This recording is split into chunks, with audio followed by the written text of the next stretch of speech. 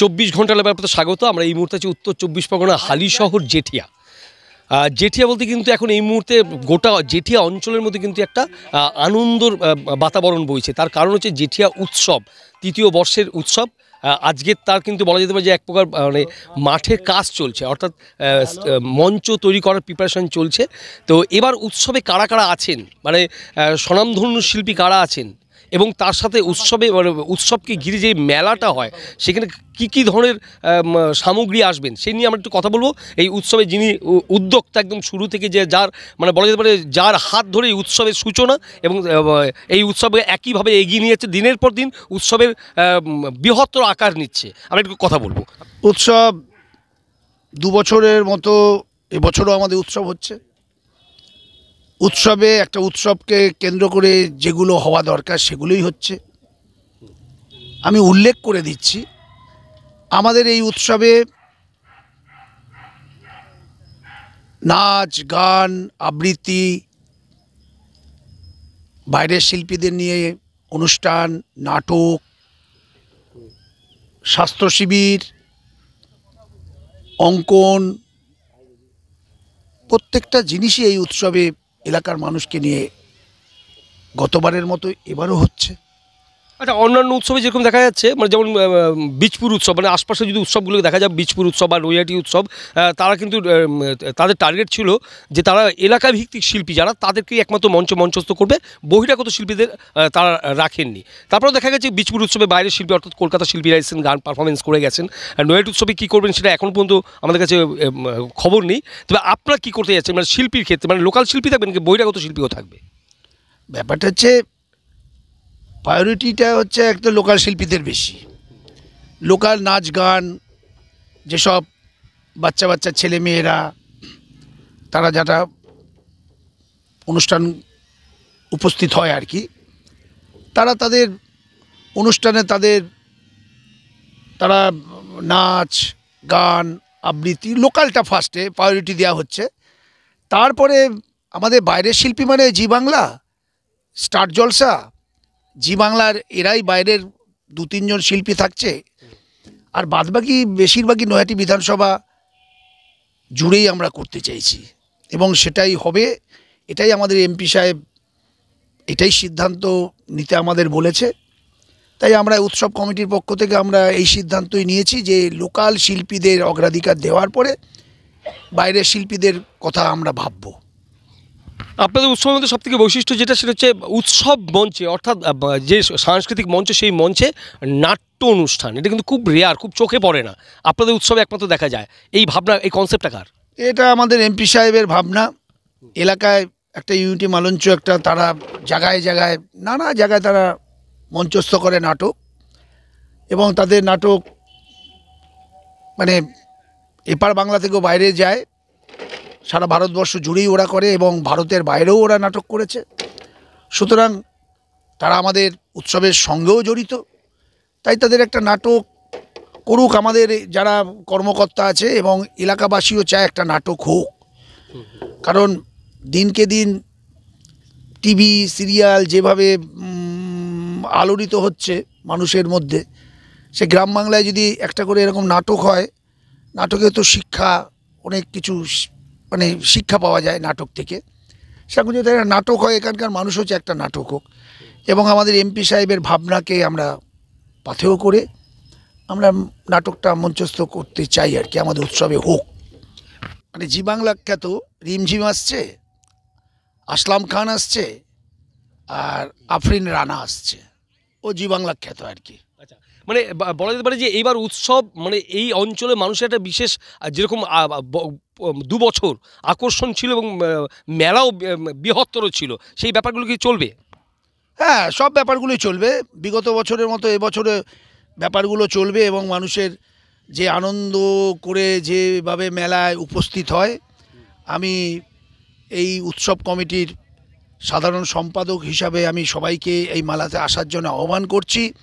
আমাদের মেলায় সর্বরকম খাবারের স্টল হয়, বাচ্চাদের বিনোদনের জন্য নাগরদোল্লা থেকে শুরু করে সব কিছুই পাওয়া যাবে, এবং শীতের মরশুমে যে পিঠের স্টলও হয়, সব কিছুই থাকবে আমাদের এই মেলাতে। মেলা শুরু হচ্ছে কবে থেকে, শেষ হচ্ছে কবে? 8ই জানুয়ারি থেকে মেলা শুরু, 15ই জানুয়ারি শেষ। এবার উদ্বোধনে কারা আসছেন? আমাদের উদ্বোধনে আমাদের মাননীয় এমপি সাহেব, মাননীয় এমএলএ সাহেব আমাদের মধ্যে উপস্থিত থাকবেন। উদ্বোধনে আমাদের মাননীয় এমপি সাহেবই আমাদের এই মঞ্চ উদযাপন করবেন আর কি।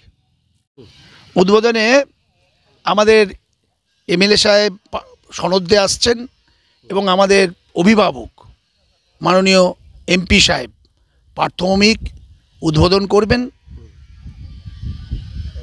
ওনারাই উদ্বোধনের দিন আসছেন আর কি।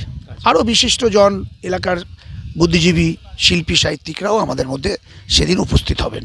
দাদা একদম শেষ প্রশ্ন করবো, উৎসব 3য় বর্ষ, এই প্রথম বর্ষ থেকে যখন শুরু হয়, মানে আপনার উদ্যোগে জেঠিয়াতে উৎসব হোক, এই ভাবনা, এই কনসেপ্টটা, মানে এটা কবে থেকে ছিল মাথায়? এটা অনেক বছর ধরেই ছিল, কারণ আপনারা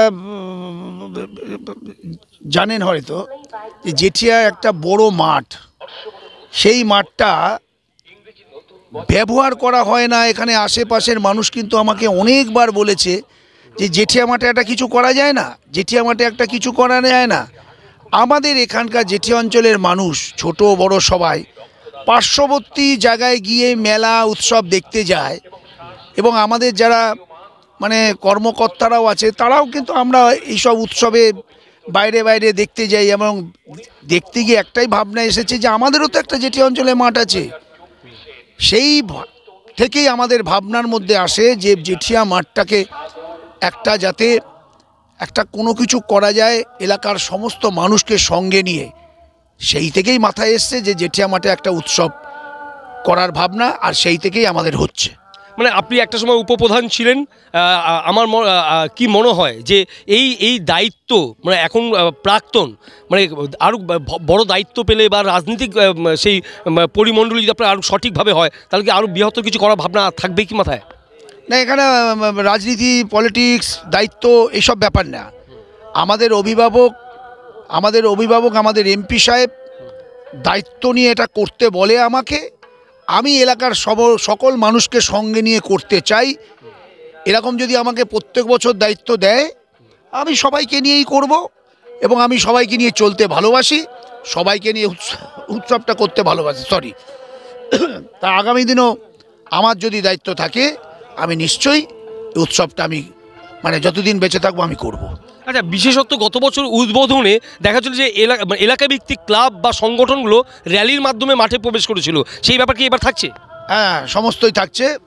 এলাকায় যত ক্লাব আছে তাদেরকে আমরা 2-1 দিনের মধ্যে চিঠি, এবং আমাদের বলা শুরু হয়ে গেছে, মৌখিক বলেছে, এবং চিঠিটা আমাদের এখনও পৌঁছায়নি। আমরা এর মধ্যেই ক্লাবে গিয়ে আমরা চিঠিটা দেব, এবং যে যত ভালো র্যালি নিয়ে আসতে পারবে আমাদের এখানে একটা পুরস্কারও দেওয়া হয়, এবং সব ক্লাবকে আমি আহ্বান করব তোমাদের মাধ্যমে সবাই যেন প্রস্তুতি নেওয়া শুরু করে, যাতে যে র্যালিটা হয়, যে সুন্দর 4টে আমরা পুরস্কার দিই, 1st, 2nd, 3rd, 4th, তারা যেন পুরস্কারগুলো সুন্দর করে তারা যেন পুরস্কারগুলো নিয়ে যায় উৎসব থেকে।